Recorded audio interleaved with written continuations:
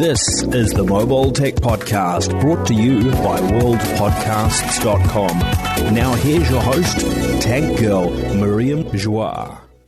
Brought to you by Mint Mobile. Hi, and welcome to the Mobile Tech Podcast. I'm your host, Miriam Joie, and today is Wednesday, October 23rd, 2024, and we're in beautiful Maui, which is a little overcast today compared to last year. A little rainy. But we're here at the Qualcomm Snapdragon Summit. Thanks, Qualcomm, for bringing us here. You're welcome. And, there's Sasha back there. And I got a lovely group of people here. I've got Nick Gray on the very left, if you're watching on Patreon.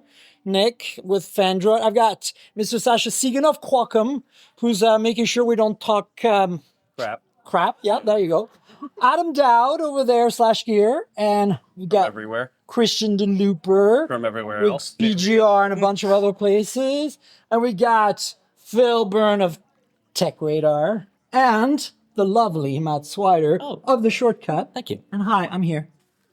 So, guys, there's obviously a bunch of Snapdragon stuff I want to talk about, including maybe some car stuff a little bit. Yep. Christian's here. Yep. And you, maybe you'll be around still for that. Talk a little about the car. But I also want to chat about the Galaxy, Z Fold6 Special Edition that they kind of sneaked in on us just as we were like getting cozy. Yep. So, thoughts on that? Let's start with that because of earliest news of the week. Yeah. I feel like that's the Z Fold 6 that we've been wanting. Right. It's got a wider aspect ratio, which I really like. Is it 21 by 9? Pricey. Yeah. Yep. That's the thing that makes me the happiest about it. It's finally like competitively thinner and lighter. Yeah. Like it plays along with the Pixels and the OnePlus Opens. It's not quite V3 magic, Right. super thin, but it's I think competitive, and it shows that Samsung's actually trying or maybe able. Not sure which. How do you guys feel about it? Do you Is feel there that? anyone who doesn't think that's the phone Samsung should have launched instead Well, of the that's Z exactly Fold 6? it, right? Right. Right. Body's Yeah. thinner. But I the think- body's actually thinner as well as wider. But I think we brought up the point of the price is not the price that we want. We wanted the price to go down, and this is just going the opposite. Like But why 200 more. It's not a fan more. edition. Like, It's a what? special. What's the deal? Like, It's got to be the sensor, and there's more screen, and if they're making less of them, they're not going to have the volume. So Correct. it's It's not making the Plus, money it's back. $2,000 US or something, which is Right. a lot of money. but if they Carrier had released subsidies. that as the Samsung Galaxy Fold 6, quantity is not an issue. I think it's hard to understate. Like it's Samsung. People want that wider form factor, but they don't want to leave Samsung. Yeah. All right. Another question is, I mean, I do. should they bring this to the US? Yeah. Now that we have the Fold 6. It'll probably be the Fold 7, right? Right. It has to be the next version. Yeah, Yeah. no, but that's a different phone. Yeah. Right. We're not. So also has a 200 megapixel main camera. Anybody excited about that? I kind of am because the S24 main camera is pretty solid. Yep. Oh, yeah. S24 Ultra. Yeah. So I don't know. Is it the same ISUS cell sensor? I don't Do we know. I don't Yeah. know. We don't Curious. know. We need to check. Fact checker over there. Yeah. Interesting. Oh, there you go. So yeah, I don't know. They're not gonna We'll look, publish but the bottom line is this phone is finally what we'd expect from Samsung. Yeah. But it's not coming. It's only Korea right now, South Korea, and of course maybe China. I'm very curious why now? Like why?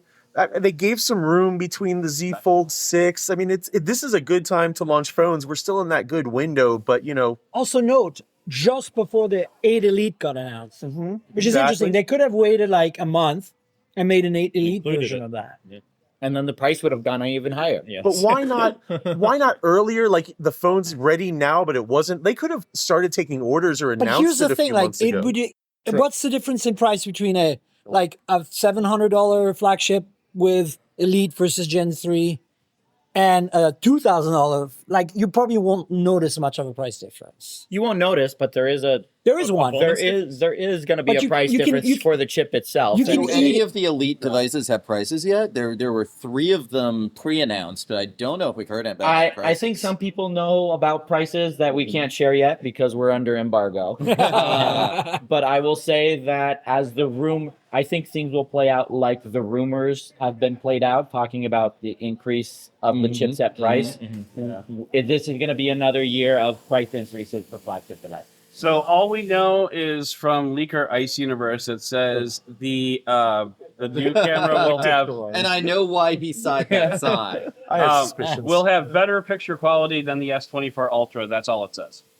So I Yeah, can't so- tell if it's the same sensor because nobody owns which the might phone. mean it's the same sensor with better processing. So we don't really know, basically. I feel like this is an answer. This phone is an answer to the Google Pixel 9 Pro Fold And because all the Chinese phones. all the Chinese phones, because these phones are coming out, and Samsung is saying, "Don't worry, we are in this wider aspect ratio too." So, We noticed that. but this phone and had we're to have gonna- been in development for 18 months. Right, correct. They've been working. 100%. This isn't an answer to anything. I mean, this is an answer to the complaints about the Galaxy Z Fold 4. Okay, so That's when this phone started there's developing. one thing I'm really concerned about here after Matt mentioned it. Okay, so we have the Google Pixel 9 Pro Fold and the Samsung Galaxy Z6 Fold. No, Z Fold 6. Oh, you know it's not special playing edition. around. edition. Yeah. It is. Can we need to start dialing back the number of The words names? again? Oh, We're yeah. getting into like epic 4G touch Oh territory. man. Yeah. But One close Go open. back to. We want to Also- return. Simple. Also, there is a Z Fold 6 special color. So Already, it exists. well, the online only colors. yeah, that's right? what I'm saying. Yeah. But it's actually officially called that. So I will say my speculation would be they had the regular Z Fold 6 in production, and then somebody on the engineering team managed to get a different display, and they had a production sample, and they fast tracked it enough where they're like, maybe we can actually launch that, and then they couldn't launch it in time, so this then was postponed into the special edition. I think because you're there's no way they would have consciously had two development cycles for two different products that I'm they going to take knew it even were farther. I'll bet this is the one they originally wanted, and they couldn't get enough of them in Right, they time. They couldn't couldn't- get yeah, enough they of these couldn't get big the screens quantity. in time, and Yeah. they ended up dialing Got it it. back to the smaller ones. So you but think I the think, display is the gating component? yeah. Yeah. Yeah, also, notice this one has no S Pen support. Yeah. Oh, Which- really? Yeah. Interesting. so Yeah, which that's means good. which means the display is more of a factor in all. It's of also yeah. that's why it's also thinner, probably slightly. Interesting. yeah, the digitizer is different. And yeah, so the front and main screen are actually completely different, not just aspect ratio, but sizes. And it's a bigger phone overall in terms of physical format. Yeah. Like because the front screen's like 6.5 or something. So does that mean I owe Samsung an apology for saying that they've been sitting on their hands since the Fold 3 Well, in terms of design? They don't care about your apology. Well, I've apologized to them. They don't care. I mean, it's just really puzzling, and I think it's good. I'm happy to see it. Yeah. I'm happy to see that Samsung's trying to play the game a bit, but at the same time, it's just so puzzling. Like there's just only one market this time, this pricing, 8 Gen 3. It's so many It questions. says a lot about foldable phones, doesn't it? Yeah, and you know what else is really weird? The other cameras are not at all different. It's like it's got like a crappy 12 megapixel ultra wide and a 10 megapixel 3x telephoto. Like, oh yeah, you have a 200 megapixel. Why? You don't need a 3x telephoto when you have a 200 megapixel main sensor. You need a 5x telephoto. That's Right. what you need. what I weird. find interesting is you mentioned the S Pen is not compatible with this new device.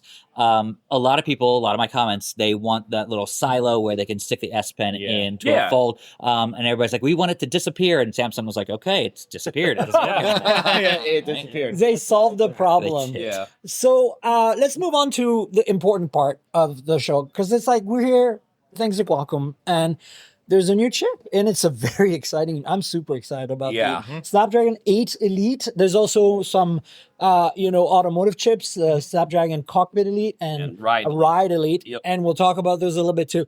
But the big news here is that we have a second gen CPU Orion core, which is much more efficient and faster than what is in the Snapdragon X Elite, which is kind of crazy. So here we are like a year later and Right. and it's like a huge step forward. And like from what we're seeing on the benchmarks I ran today, and like it beat the iPhone, which is Yeah. we haven't seen an Like, Android no, it did device. not beat the iPhone. It pants the iPhone and took its lunch money. There you go. I But mean, the point yeah, I'm making, it's we not haven't close. seen an Android device beat the iPhone in many, many, many years Right. on benchmark. Now benchmarks don't mean everything, right? Right.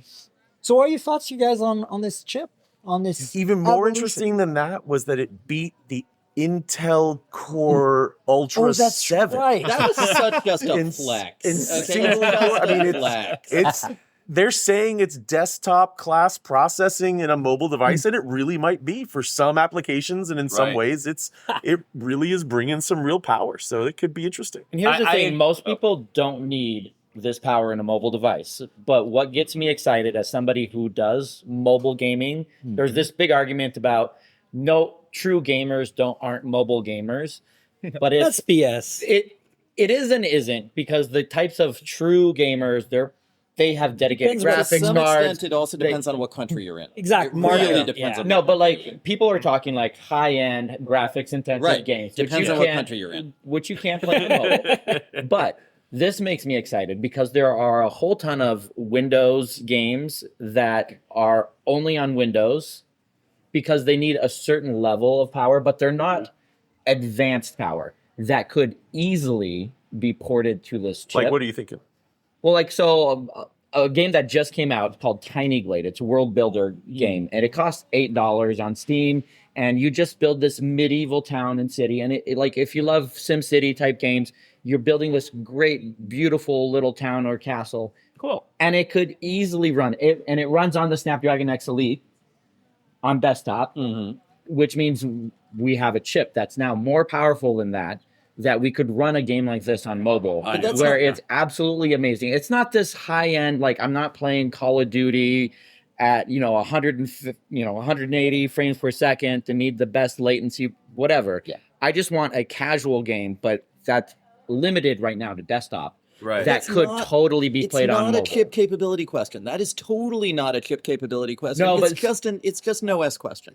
It is, but you like look at that Naraka Blade Point Mobile game that they showed during the presentation. There is nothing that is not AAA about that game.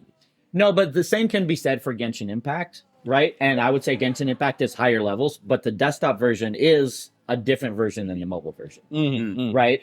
And so they've created a specific mobile Same version. thing with like Alien Isolation. Like there's the mobile version, there's the desktop version. You're not getting the exact same thing. It looks great. But You it's not log the in, you're exact playing the thing. same game, but the graphics are definitely different between the two. But there's It's also been it would be interesting. It'd be interesting to see like if this does change some of the view or trends in mobile game developers, because like a lot of these mobile games, the way they are is because they have to run on a Snapdragon 7 Gen 2 as well. Right. They're aiming so that it's not just for the top of the line. Right. Right. Yeah. But there are games that are just like we saw. There's the new version of Grid that's specifically built for top of the line games, and it runs incredibly on the Snapdragon 8 Elite. Elite, yeah. I mean, if Disney can make its racing game work special with foldable phones, they can definitely get games working with Snapdragon 8 Elite chips. There's going to be more of those on the market than there will be foldable. But I would say in terms of like saying like you don't necessarily need that power, I sat in a whole bunch of interviews between people and Carl Wilton, our CPU head, and one thing he was pointing out is that even in browsing, responsiveness actually responds massively to CPU power. Yes. In a way that Oh, yes. in a way that it can just soak up all the CPU power you're thinking of. A lot of games I've encoded games. A lot of games are coded to be really highly scalable. Like they see what the CPU can give it, and they scale up to it. And they'll eat it all up if you give it more and more. Like if you install Homeworld, my game I worked on in 1999, and you set everything to not hardware acceleration, so just the renderer is on CPU, the audio engine is on the CPU, everything's on the CPU. You run that today, and you run it like you'd have to run it in Windows 95 or something. 95, But if 98. you could run it like What have you you would give it like if you give it a multi-core gigahertz chips that we have today, it'll probably render at like 4,000 by 3,000, super high resolution textures, the whole shebang because we have so much CPU power, Nice. So it's kind of cool. Like it's one of the things I think that game developers do really well, especially engine developers like Unreal and Unity, where they see what resources are available and kind of scale the game to match, because not all hardware is the same. Some chips have better NPUs, some chips have better GPUs, etc. Right? Or So- apparently see what resources are available and scale your car dashboard to match. Exactly, in this case. But what are your thoughts on the chip? Like, obviously, it's like up to 40% faster for gaming with better thermals and better efficiency for battery life, which I think I'm really excited about. Yeah. What I want to see is, I really don't care about benchmarks, and gaming is not my thing either. What I want to see is, like, hopefully in normal day-to-day use for the kind of stuff I do that's not really CPU intensive, I want to see some really nice battery gain. Yeah. And maybe some thermal gains too. I think that, obviously current Snapdragon chips, 8 Gen 3 doesn't get super hot in day-to-day use, like unless you're playing a game or something. But if you're rendering video maybe or doing something like that, you start noticing it. Yeah. Maybe we see better thermals this time around. I'm also interested in seeing like what sustained performance is going to be Yeah, like in gaming, Well, that and the thermals, because the Snapdragon 8 Elite doesn't have any efficiency cores. They only have Prime and performance. Yeah. And according during the But Q&A, is this just nomenclature? That's just naming. I'll say this. What's the difference? I'll say this. The performance is just a rebranded efficiency core. Well, sure. Like they're like, it's still efficient, but it has performs really well. So let's just call them performance. Let's just call it. We'll call them I thought you efficiency could only have cores. one prime core, but it turns out you can have multiple primes. Right. So I think it'll be interesting. That's what I'm curious about, and also see if there's any optimizations in Android 15 or 16 next year. But actually, the one thing that excites me the most is the new imaging pipeline that they've done with this. ISP, So now with the ISP and the rejiggering of where the data is going when, allowing the OEMs to get the raw data out of the sensor now before it gets that initial processing, which means we have phones from a lot of the Chinese brands, right? Who have partnered with Leica, who have partnered with Hasselblad, who have these custom image tones to their images. They'll actually be able to do that with the raw data rather than the processed data, which means it's going to turn out a whole lot better and actually give them a lot more control over that complete imaging pipeline. Yeah. And which also, I think is going to be the amazing. ISP can talk to the NPU directly now too, Yes. which I think is going to be much more effective for some things. And I think, I wouldn't be surprised if, so overall there's less lag in everything, like less latency for shutter, for, all kinds of processing. Like, how right now you take a photo and like on some phones, you can see it kind of process in real time. It takes like one quarter of a second or something. You can watch the gerbil draw the picture on the sensor. But also more levels of live segmentation. So if you have these images where it's a whole bunch of different things that are lit differently, it controls for more variables to get more balance into your image. Yeah, no, absolutely. I think also we're a little spoiled and we don't think about this often, but the performance gains are going to have a big impact on end of lifespan of the device. Compared to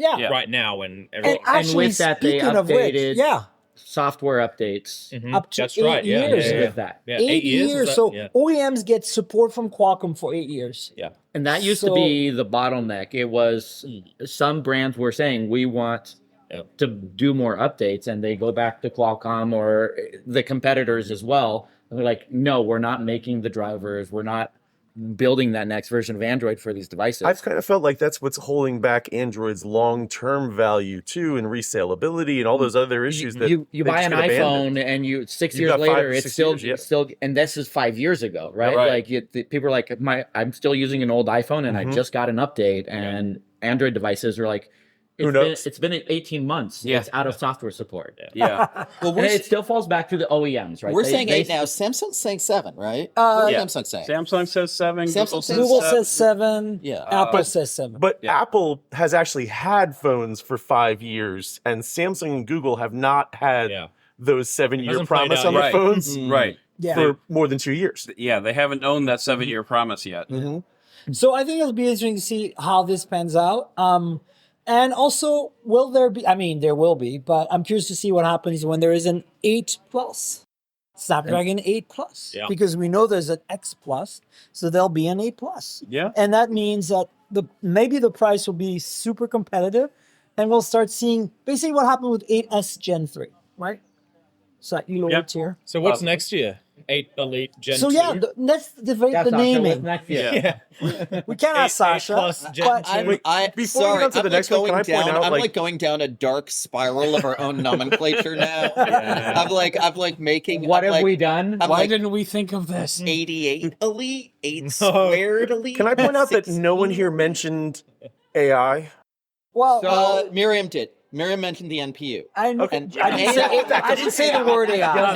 No, that is AI. Okay, the heaviest use of AI in modern smartphones is making your photos look good. Sure. And that is all AI. That's not what we all talked about this AI whole week. models. Correct. But it's not generative AI. Right. I think when we It's talk traditional about AI. when I talk about It's the AI image that's been there for a processing, while. I talk Right. about machine learning, right? Yeah. That's essentially what No, the but it's also it's models. Like if you Yeah, go on well, the AI hub, where do you think those models most come of from? those From models machine are- learning. right, You are train the image- machine. image models. But Sasha, that's not what we heard all the executives talking about for two They were straight days. generative. They were talking about AI in the car, and they were talking about the AI on the assistants edge. and agents and things like that. But so what I came, even with the AI talk today, what I came away with, all this AI talk is B2B.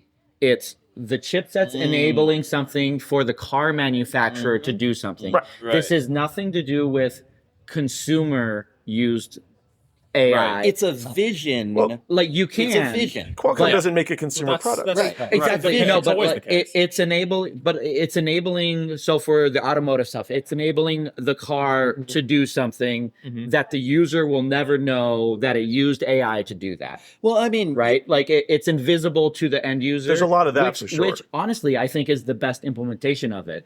But when we're we all deal with the consumer story. Right. And the only things that we keep seeing with AI is the repeat of the same things over and over.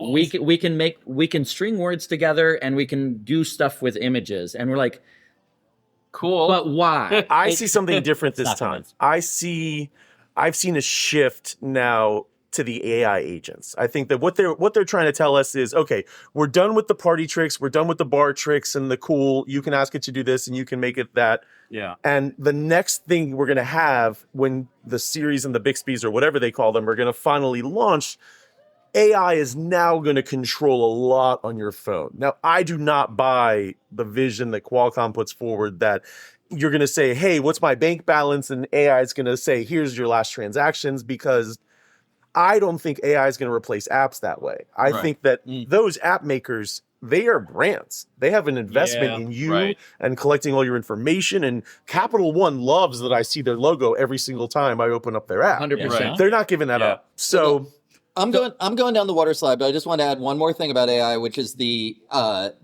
AI use case that blew my mind the most when watching these. And splitting the check. I didn't get to see the Splitting the check. presentations in advance, so I was as surprised as all of you were.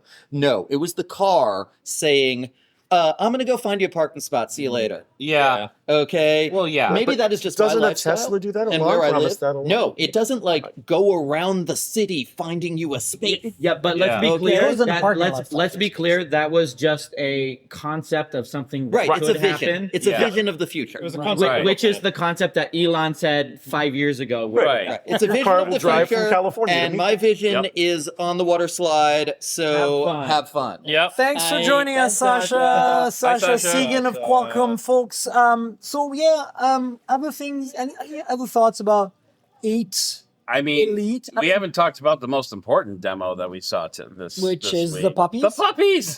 So no, and actually no, I'm going somewhere with this. I don't want to just talk about puppies, even though the puppies were so cute.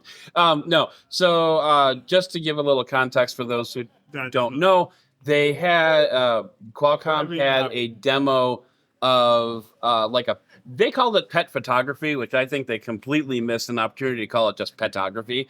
But No. Popography. pupography. There we go. There you go. So they basically, if you take an action shot of your pet, your cat, your dog, whatever, it'll give you do a burst section. The AI will grab the best image that it thinks it likes, and then you have these sliders that you can use to adjust like the blurriness and you The can do furriness. you could do a generative AI on the fur to make it look, more like your dog. Now, this is a combination. This is Yeah. this is What's a recipe of a lot of different things that have all been done before, but they're all coming together in what I think could legitimately be like a useful feature for pet owners. Could be. I Except, so the results that I saw, I didn't think was a good result. I did 5 or 6 tests and looked at the results, and it didn't look anything better than over sharpening. Correct. And So what you're saying is that dog don't hunt. Sorry. And Yeah. also, And so like some is that what phone it does? maker has to do I'm it. so glad that Matt is here to tell the bad jokes. It didn't generate anything. It made what was It just there sharpens a it. little bit sharp. But that's fine. Let's be clear. Qualcomm isn't in the business of actually shipping consumer products. No. The OEMs will take this and say, hey, there's some underlying things we can do with this. Yeah. Like a lot of the photography AI stuff that we have on all of our phones, you will use it once and you'll never use it again. I disagree. If it's a useful enough feature, you will use it often enough. More importantly, is it a selling point for the OEM to tout, even if you use it once? Yeah, but like in every review that I do, I talk about it. I'm like, this does some cool stuff. You're never going to use it. No, this is not a reason to buy a phone. It has to be baked into the whole processing, and then you can tweak it after that if you want. But like you can any of the processing now. But it has to be baked in and automatically. You know what I don't like about all this is, and this is more of an aside. This is not a specific Qualcomm thing, but like.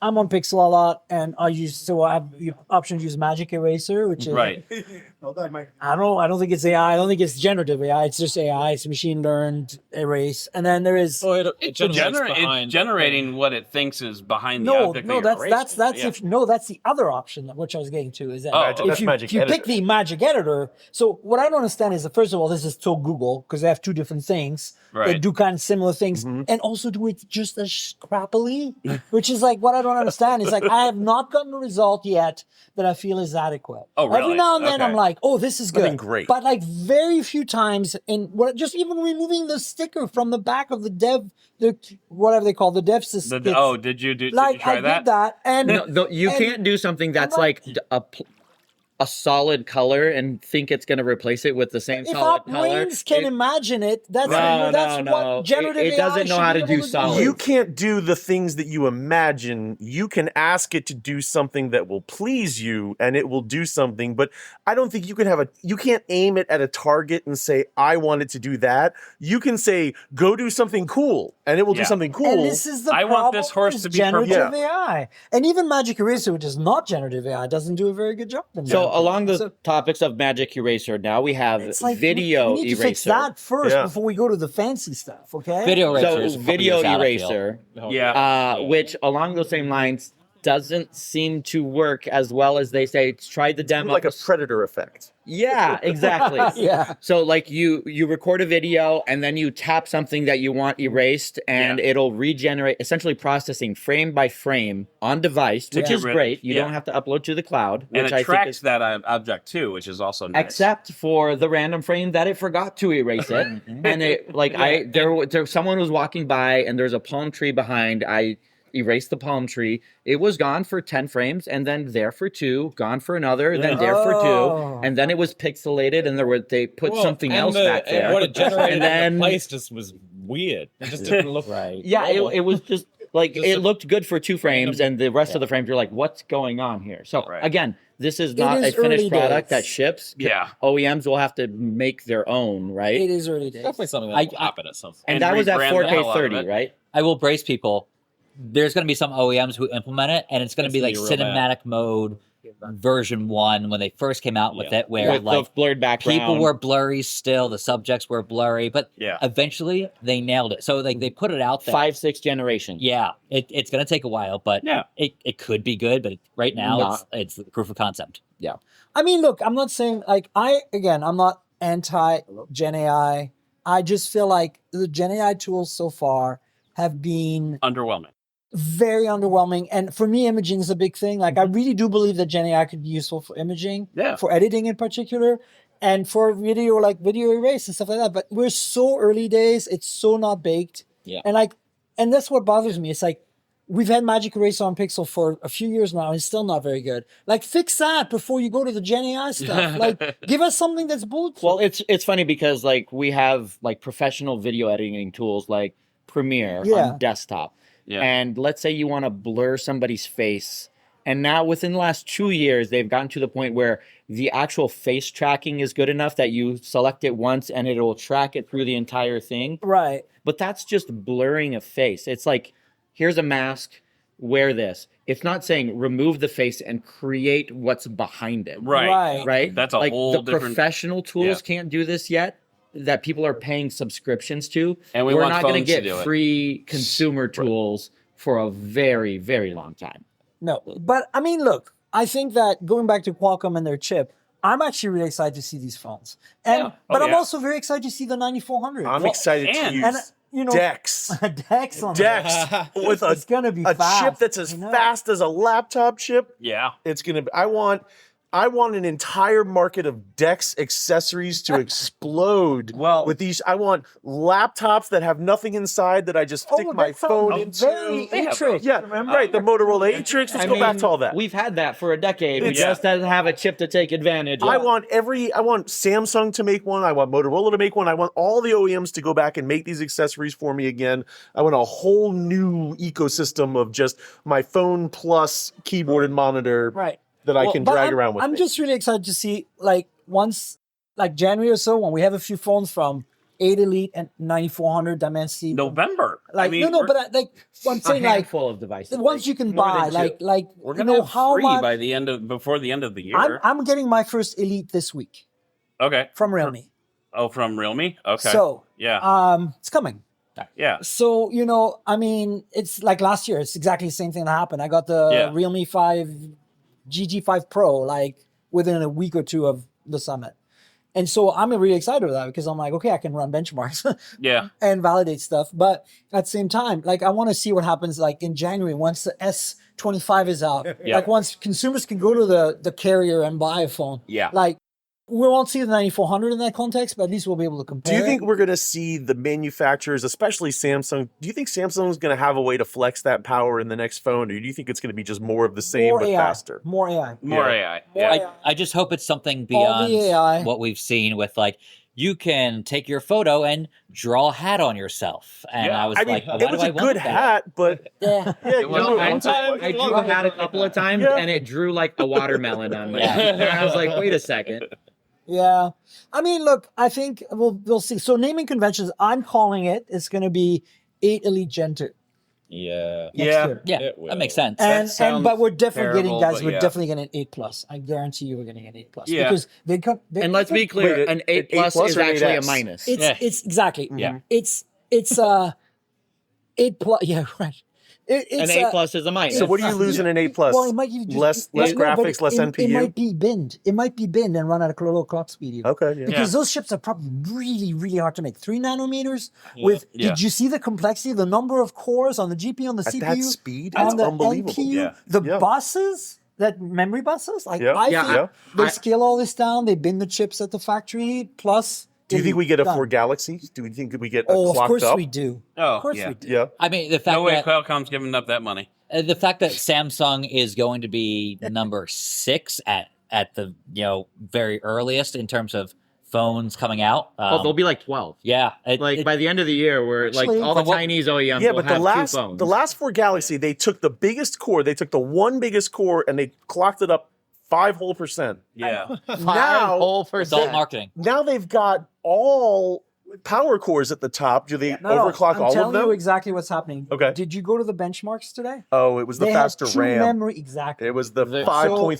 gigahertz RAM. That's exactly what we're going to get. Also, the slower one will be 4.8 gigahertz RAM. Exactly. The faster one will 5. Okay, there you That's go. what's happening. But who in the Android OEMs that hits the US market is actually the one that pushes the memory all the time? OnePlus. And I'm very excited. So OnePlus, I say, will probably beat Samsung to market on that end. Well, it'll beat Samsung to market. It'll performance beat pretty much all a ton of the other elites. Yeah. But here's the exciting thing we should talk about this is the order of things because we've already know from the keynote that Xiaomi's going to be first literally before the end of October. Right. 30th. With the 15th. It's the 30th officially? Who's the 30th? 30th and then Honors like so the this next is day. Honors the 30th. This is the 15 series. Xiaomi's right. first, but October. Exactly. Didn't say the date. Exactly. Then it's ASUS. Phone, the ASUS The ROG ROG. phone 9. ROG phone 9. Don't say ROG. I know. Oh my God, they'll kill you. They get me every time. I know. Hi, audience, we love you. But no, like, and then Realme after that. and then Realme. And then OnePlus probably. But like Realme, strangely enough, was like, there's a new phone coming. That's it. They didn't say anything else. No, they did. They had a press release at the same time as the when the keynote started, Yeah. but they weren't on stage. But yeah, Oh, they okay. had a press release. So speaking of the ASUS, I wrote a story for Tech Radar yesterday about. I got hands on. I played with it. It looks almost identical to the ROG Phone 8. It really in does, terms of yeah. form factor, port positions, everything. good thing. It's a little lighter. From what I remember from memory, it's hard to tell. But it's also, they said. So I asked Sasha, the ASUS rep, Sasha Kron, if there was any major, like what to expect. He's like, oh, I can't tell you, but expect mostly the same specs with some improvements. So I'm thinking probably a brighter screen because the current one is 2500 nits, which is, good, but it's not state of the art. And it's a 165 hertz screen. So generally the compromise is frequency refresh versus brightness. It's hard to do both very together. So we'll see how it goes. Cameras are probably going to be identical. Yeah. They're not spectacular, but I don't think this is a gaming phone, right? Yeah. And then probably bigger battery. I figure we're going to bigger battery. And then we're probably going to get. They actually Sharpied out the battery on the exploded on the exploded If you go to my story on Tech Radar, you'll see that they actually they blacked out all the battery stuff on the exploded model. Because that was one of the only things they were losing against Red Magic. Yeah. It was the battery life. Yeah. Red Magic had a massive 6,000 actually. Was it 6,000? Yeah. And this is on an HM3. So I think actually we're going to get a Red Magic probably with even bigger battery this year. But for the ASUS, I think a bigger battery, a slightly brighter display, and the rest is going to be the same. But I think it's going to run cooler and it's going to run better battery life, even with the same battery. And it's going to, I think I'm actually really looking forward to this one. Yeah. And I'm even more looking forward to the Red Magic because Red Magic always, I'm sorry, ASUS, but they do it better. They go one step ahead. The software isn't as good, but who cares? Wait, on the Red Magic, you mean? No, this is the kind of phone that you buy every year, buy new ones. They're so affordable, the Red Magic. It's like, you don't care. $650, $700 I know, you just buy another one. I'm waiting for the day when, for all the gamers out there, when you can have console quality games on an Android phone. We've seen that a little bit on the iPhone, and the reviews weren't great. The performance, not just console quality, the actual console games. I want simultaneous launch on an Xbox and it's Dex. Right. Everybody just needs to play build Unity games, and then so they can be on all the platforms. But it's the Assassin's Creed, Control. Death Stranding. And if I could play Assassin's Creed on mobile, that Resident would Evil. There's like friggin' amazing. And they came out with it for iPhone, but it was a little bit performance. I just want the original, man. We spoke about OnePlus 13, but has OnePlus actually said it has an 8 Elite? We from do not know yet. Top tier. OnePlus hasn't said anything about any phones coming up. What are you talking about? I mean, the president of Samsung was on stage and didn't announce that they were officially bringing the 8 Elite to their phone. He just happened to be in town. Yeah. So. I kind of want him to be a DJ. I want him to DJ secretly be the DJ TM Row, like underground Korean DJ. He might be. Welcome to the stage, DJ TM Row. Hey. There you go. Right on. Thanks. Maybe I'll use that as a thumbnail. Yeah. You can answer it. I think I got everybody. We want to quickly talk about automotive. I think what's really interesting, I don't know if you got this, Christian. There's two chips, but really there's one chip. It's just the tier that they pay you were to there use. for that, right? Yeah, so it's one chip, and it's just what the OEM is actually using. So they on have that chip is what the they pay chips for. have specialties, Right. like the ride chip, which handles ADAS and driving stuff. Has much more security and safety features built in. Yeah. Right. But you can, if you want, as an OEM, ride on the cockpit chip simultaneously as cockpit if you have very basic ADAS or you're trying to be cost effective with your product. And they have enough safety. And so it's really interesting to me because also they wouldn't tell us the nanometers of the chips. They wouldn't tell us the SKUs, the number of SKUs. Yeah, they didn't tell us much about it. I have a feeling that these are conceptual chips. Well, They are. so They said they're not they're sending going to samples custom make until them. mid-2025. I think that they're essentially custom making them for each OEM, right? I think that's what's It going on. could be. That So, makes but sense. like, they're not. So at the automotive demos, talked to somebody, and they said the first vehicles coming out with these new chips will hopefully be Q4 2025. Well, that's pretty quick, actually. Yeah, But that's hopefully, all things which considered. means they probably So what is won't. BMW showing off at CES? Because they kept hinting there's going to be some new BMW at CES with all this stuff. It's a new BMW that's not using this. So the Neue Klasse. So it's not this chip. no, it's the chip from 2 So the years ago. Neue Klasse has been Yeah. the Neue Klasse has been shown as a prototype concept for a while. I think this is going to be closer to production Neue Klasse. Okay. So I don't think it's going to use those chips, honestly. Yeah, I so would be very surprised. none of the demos were using the new chip. How about the These- Rivian R3?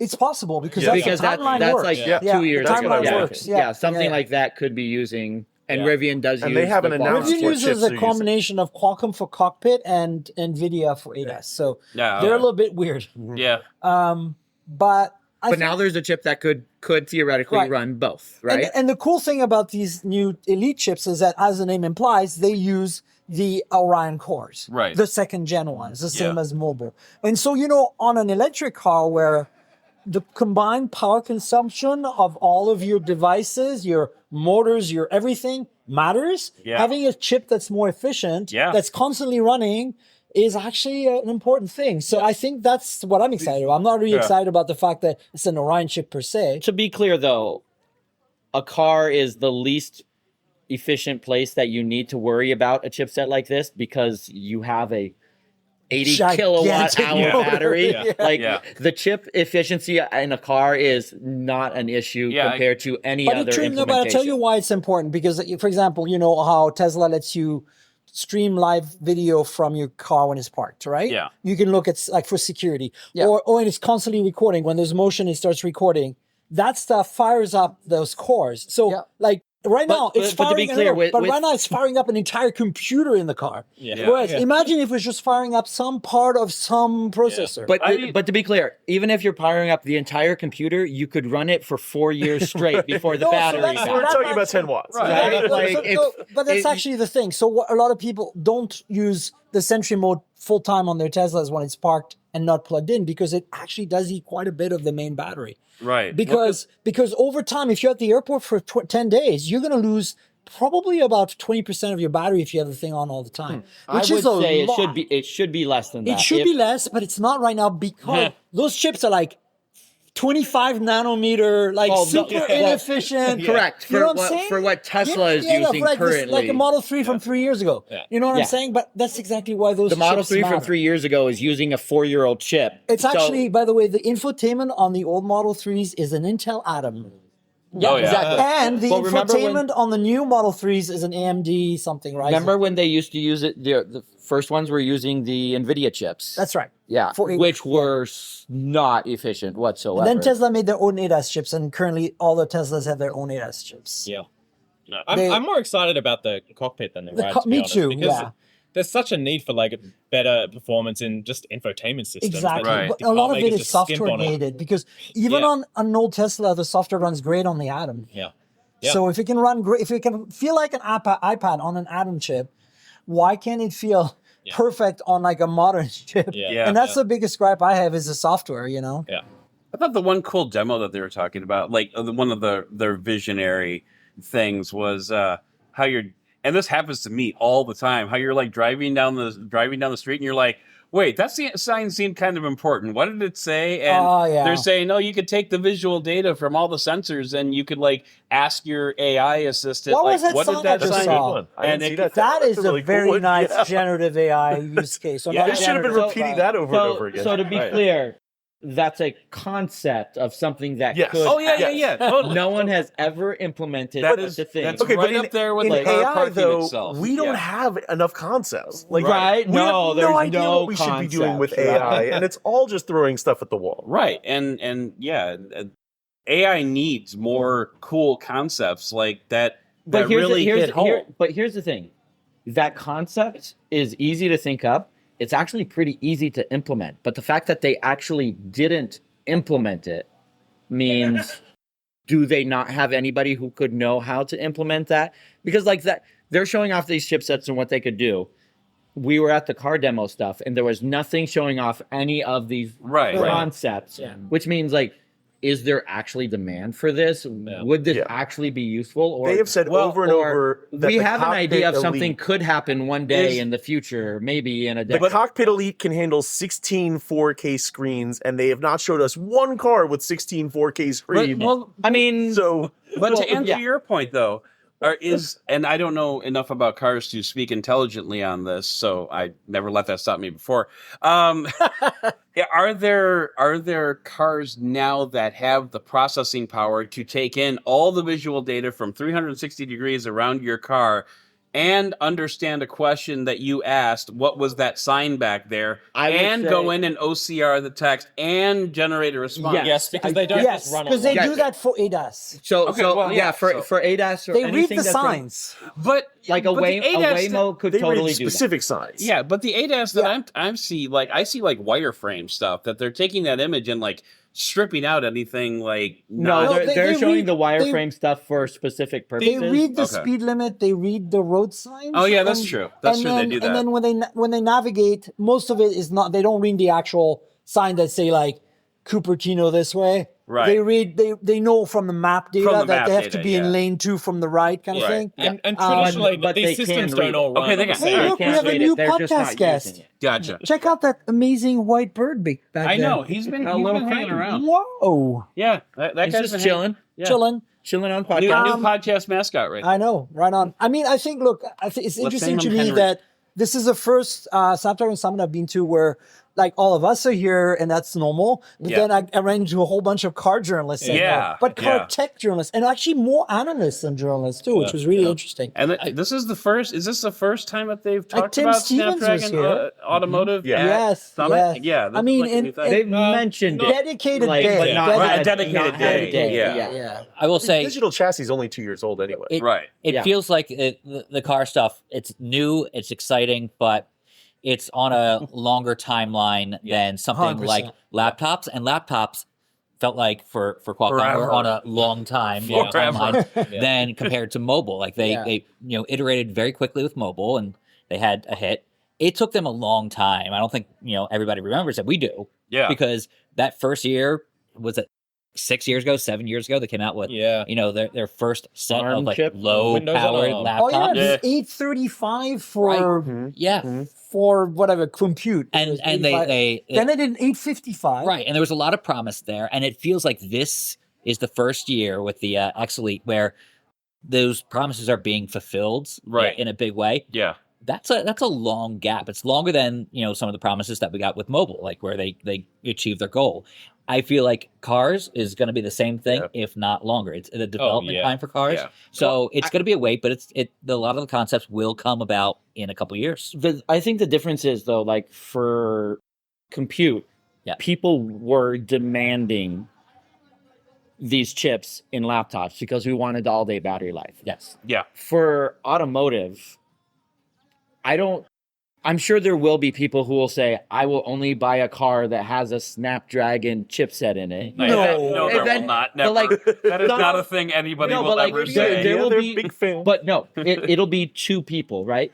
To the point of it does not matter. No. Right. Right? No. Like No. there's other chips in the segment that are going to be doing the same thing, right? Yeah. And the I don't whole think it's market, about the chip, but there are plenty of people who say, I will only buy a car that has CarPlay. And that's because the software built into their car sucks. Yeah. And so if that changes where it's faster Correct. and the car makers make an effort to actually build Yeah, their that's the software, biggest then- obstacle in my Yeah, opinion. but that's the thing. Like it's not, no one's going to be saying Qualcomm's chip is so far superior that I must buy a Qualcomm car. But, no, but here's the Because thing. the market is growing, like the systems on the cars year over year are getting exponentially better. And what you guys drive all the cars, right? Right. And year to year, it's gotten so much better, right? And there's so many OEMs who haven't even dabbled into it. Like Honda's systems, Toyota's systems, they haven't even tried versus all the EV makers that are out there that have gone completely but that's digital. that's the competitive edge, right? Like Right. if the car makers start to adopt this and build better infotainment, then that is a point of competition that they can really something take advantage of, because like the Rivians and the Teslas, like people want that in super. That Halloween, that responsiveness, but that's what I'm saying. The Rivians and the Teslas are doing it without the Snapdragon chip already. Yeah. Well, right. Yeah, but people still want that, and most of the traditional automakers don't know how to make that happen. I don't think it's any different from phones. I hate to say it for some of the brands out there, but people don't necessarily buy it based on the chip, but they buy it based on our reviews that say this one's clunky, this one's not. I think it's going to come down to those, like what the OEMs do with the chip and the software, and if the reviews say this works really well and this one doesn't.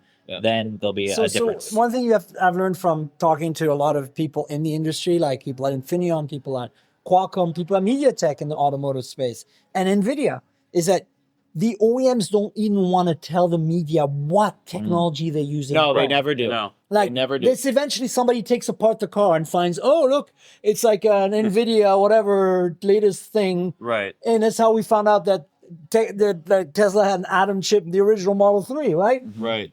Well, my point is I think they don't even want to, they want to be Mercedes, you know what I'm saying? And that's also why a lot of them have issues with things like Android Automotive, which is an OS that runs on your car, in your car for the cockpit and for the infotainment, because they don't want to give Google the credit. Like they just want, and that's why Mercedes created their own OS called Mercedes-Benz OS. Look at Rivian. Yeah, but my point is they don't have to, but at the same time, Android Automotive on Rivian is non-Google services. So it's designed to build an OS of your life. I mean, phone makers do the same thing. You look at GM, right? It's like they almost obfuscate the fact that it's Google services. But like, good luck finding the login and adding an app to your screen. But phone makers do the same thing. Your OnePlus phone doesn't run Android; it runs Oxygen OS. Your Samsung doesn't run Android; powered it runs by Android when you boot it. Android. Well, right. It says powered by Android when you boot it. Nobody from OnePlus has ever used Android. That's a licensing thing. But you don't even see that in cars. No, but that's fair, because the licensing terms are different. In the same way as you see Snapdragon on the box of your phone. You don't have to though. But you could, and so you don't see that in the specs of your car. You get a discount if you put Snapdragon on the box. I see. Like you pay less for the chip if you are promoting Snapdragon. So now we're going to see cars that will have Snapdragon etched on the glass. just a sticker, just a sticker. That is brilliant. And then we're all etched on your windshield. And then we're all going to peel off the screen protectors on the windshields, and it'll be fine. Screen protection on the windshield.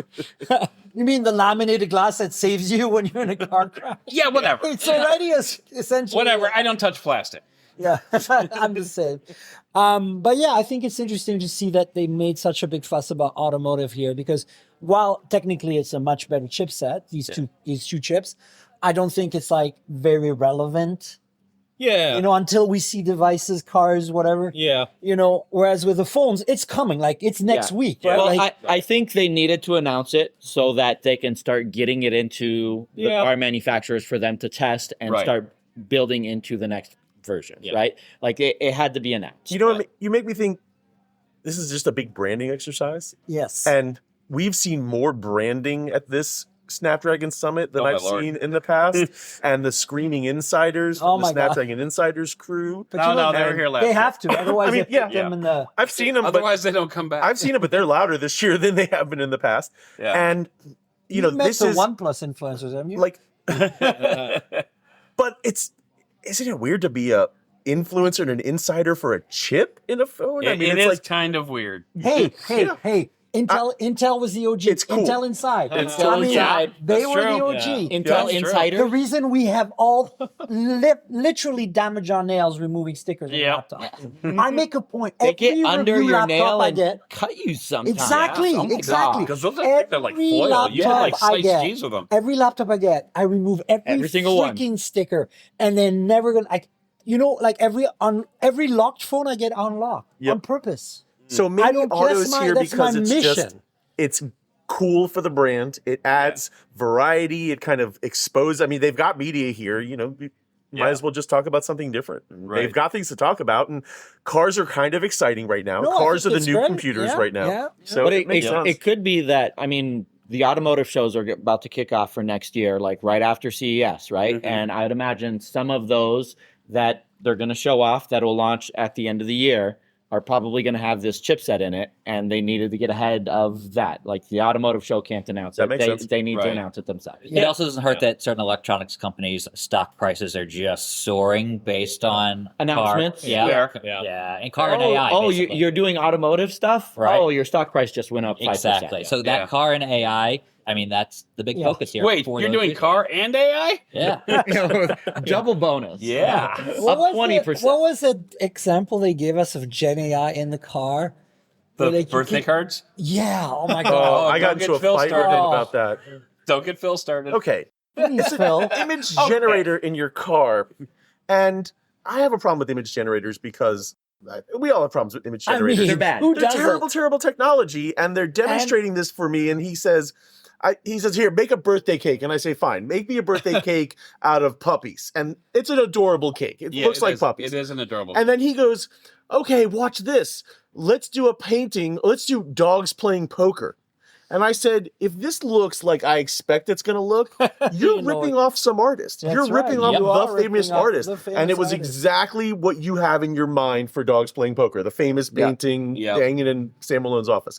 And then he says, no, watch, we'll do it again. It was just different dogs playing at a different table. And I said, you understand, this isn't realistic dogs. This isn't science fiction dogs. This isn't like Disney dogs.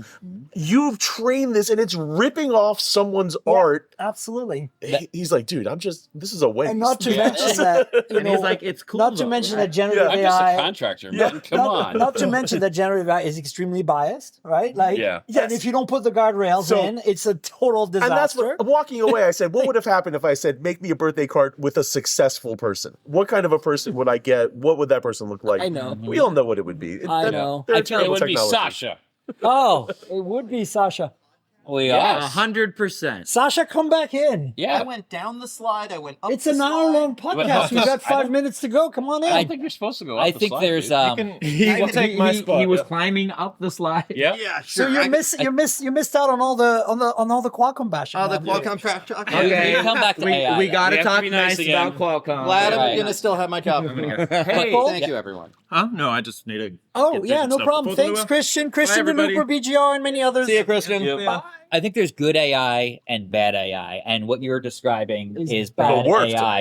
yeah. Not to this is a non-Qualcomm related thing, but when I got the Rabbit R1, I asked the Rabbit R1. I was the first one to Oh put a my score God, on there, yes. and I said, "Rabbit R1, what do you think of the Rabbit R1?" And it read my review back to me with no attribution whatsoever. And I was like, wow. "This is very meta, but also I hate this." I also know. Because it's backed by an evil company named Perplexity AI, and I just don't like them because they've stolen Forbes, they've stolen other tech publications, full articles without proper attribution. Yeah. Fine, I'm a believer in AI doing medical things, doing just advances, getting information that you otherwise wouldn't want to have to retrieve. But when it's breaking news, that is, I can't use that. We can't use that as journalists because that is coming from the two sources out there with that breaking news and it's just mixing them together and giving you something. So it doesn't work in all the industries, but there is good AI. Also, I mean, I do 50-50 like chance of summarization bullshit. a lot. I do like also creating headlines. Yes. Using like SEO, friendly headlines. It's a lot I hadn't easier thought about than I do it all the time. That's a good So call. what one of the best AI flops that I saw from this year was after the Google launch. I got my Pixel 9 and They left all the guardrails off. Testing Gemini. They did, but I got the Pixel 9 and then a couple days later got the Pixel 9 Pro XL.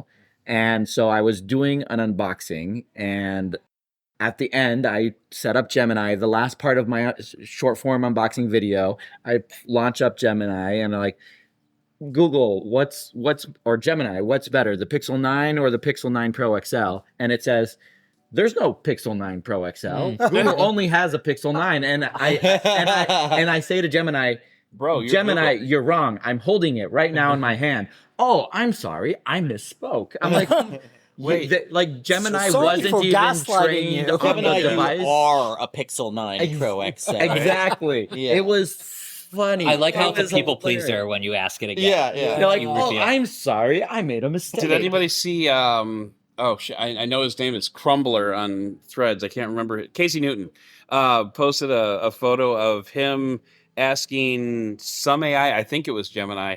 To like, what's a summary of the news that happened today? And it spat out like a bunch of like news stories without links to it. Citations. And so he went back and said, okay, now can I have the links for that? And it came back and said, oh, I'm sorry, I made all those up.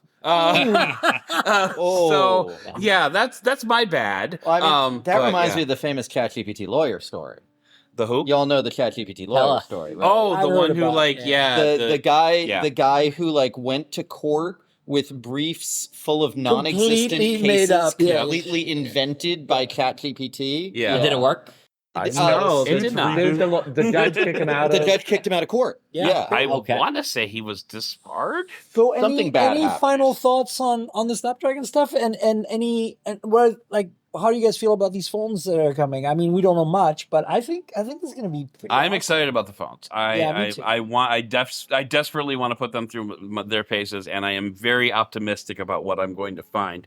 And more puppies next year, please. Oh, puppies again. Yes, more. Well, Puppies. I want to bring in kitties too. That's More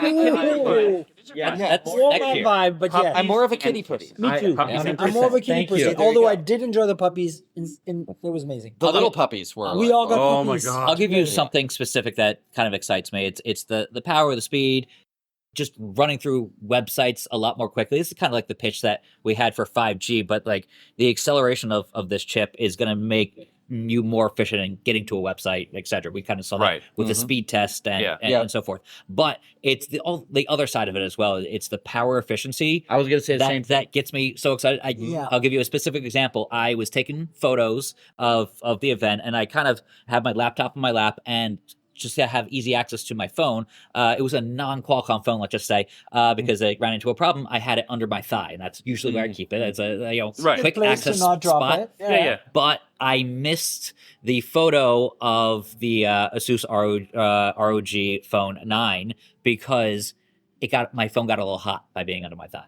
And that The should radios were boosting up to get that 5G Yeah. signal. that should not be a thing in this day Is and age. that a Right. 5-letter phone with it starts with a P? It comes I from have a had company. iPhones and Pixels overheat in the past year. Yeah. The new ones. Yeah. Right. And that's a problem that I'm hoping with some of the benchmarks that we've seen that this can be a problem that's tackled because my phone locked up and I missed it and it became a blurry photo. It wouldn't focus and the phone was gone. And I'm kind of my exciting. The thing I'm excited about is I'm hoping that this new Orion CPU core will kind of do to phones what the M did to the laptops on, not quite to the same extent, but I really do think that we're it's a brand new chapter in performance. Right. But not just performance for the raw speed of it, performance for thermals, performance for battery life. And for battery, yeah. And so that we never have to worry about that stuff anymore Right. now. It's just like we have all the oomph we want if we need it. It's like not a thing anymore. But idling around, like I have all the oomph I need on my MacBook Air. I don't even have a Pro. Yeah. But when I'm not pushing it hard, I can literally fly to Hong Kong and back on one charge. Like that is amazing, That's great. right? Yeah. Because the screen is so dim because the lights are out, right? But I mean, that's the reality. A lot of it is the screen. Right. But the point is, I think that's to me what's exciting, and I think Apple's gonna have to really crank it up next year, and everyone, and I think MediaTek as well. And I think that to me is where I think this is the big story here. That's what got me excited. For me, it's going to be the cameras, having that different processing pipeline for the OEMs. You think it's going to be like a really big deal? I honestly do. Difference. If the OEMs finally If they get do it access, right. if they do it right, we have brands like Oppo and Xiaomi who are spending a lot of money and competing against each other to say we have the best cameras in smartphones. Damn it. And they're spending a lot of money just for those custom It's not gonna work. image tones that they're doing. They'll be able to do that even better with this. Yeah. So I'm excited to see what that's going to be. I really think that Xiaomi being the first out the gate with the Leica partnership on the 15 is going to deliver something really solid. And I'm hoping that we see something from Oppo or Vivo further down the line, because they haven't announced Ultra phones yet. Yeah. So I haven't announced anything yet. well, no, but I'm shocked. No, Vivo has. Well, Vivo has, but Oppo hasn't. And my point is, like, they always announce the Ultras later. And last year the Ultras were the Snapdragon phone. That's kind of where I'm going with that, you know. So I don't know. We'll see. I'm excited for Android fans to have a definitive and unequivocal win in performance over the iPhone, but there's still a huge software problem that has to be fixed in Android. I mean, it's still too complicated, too messy, too kind That's of why all you over the buy a place. Pixel. Yeah. Even so. Slam. When are we getting that This podcast Snapdragon not brought to you Pixel? by I want to Pixel. throw a twist in that'll get back to my roots, which is probably something that none of you guys discussed in this hour. Okay, What is which is I am actually excited for Orion Plus X80. Okay, Ooh. I bet you the guys. modem, I bet you okay. guys did not bring up Not the one X80. single. No. Not a single thing. Okay, because it's a part that we actually announced some months ago, but this is productizing it, and it's a case where in terms of both Wi-Fi and 5G, you have a much nimbler system using more AI to better fix on beams, to better assure connections.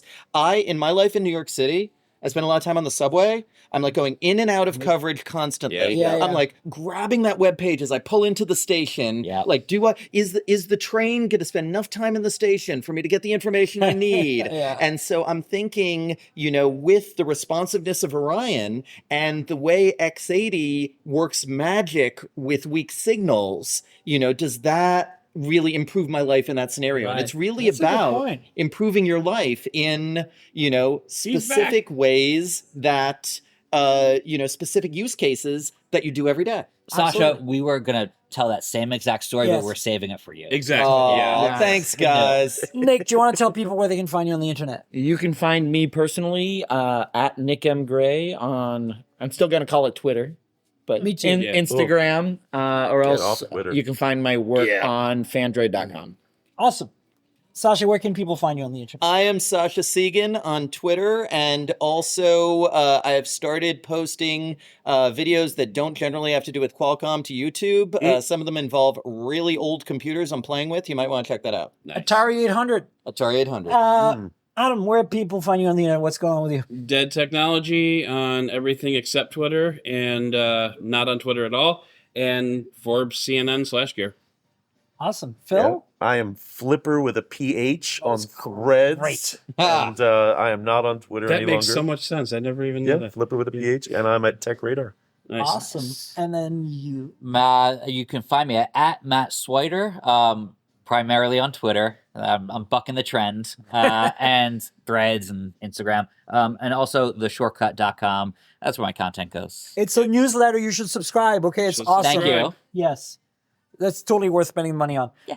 And you know where to find me, folks. I'm at Tankgirl, TNKGRL. That's on all the social, Twitter, Threads, Insta, Blue Sky, Mastodon, all the stuff. And also the podcast is at mobiletechpodcast.com. So if you're here the first time, subscribe, tell your friends. And then there's a YouTube channel, youtube.com/mobiletechpodcast with some videos there for you folks. You know how YouTube works. So like, subscribe, tell your friends, click the bell. You can comment about the podcast if you want this show. That way we can chat with you.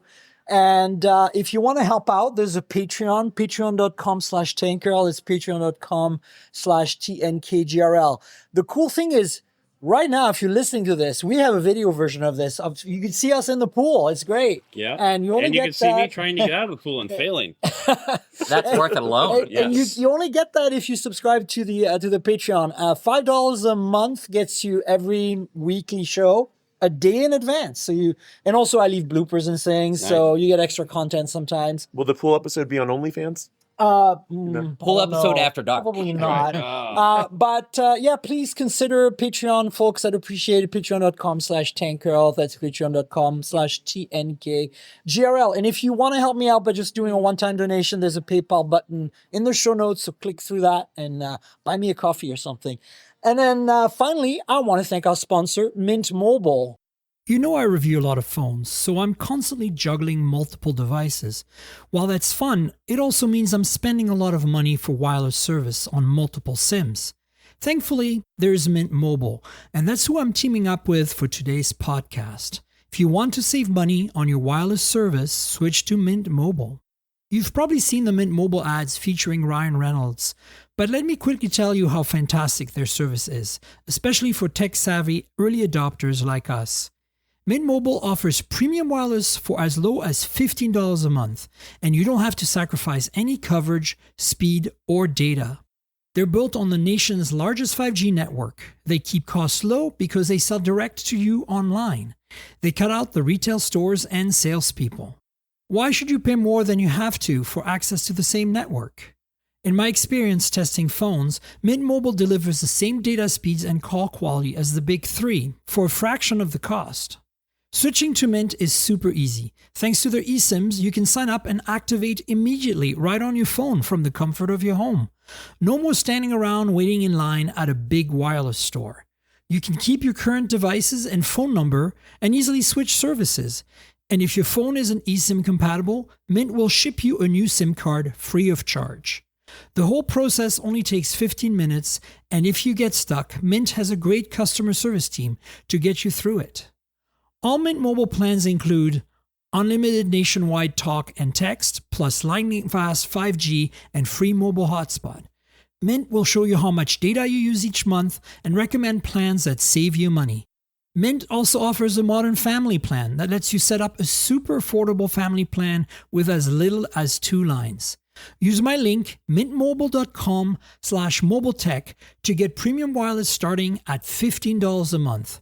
Stop paying more than you need on your wireless bill and start saving big with Mint Mobile.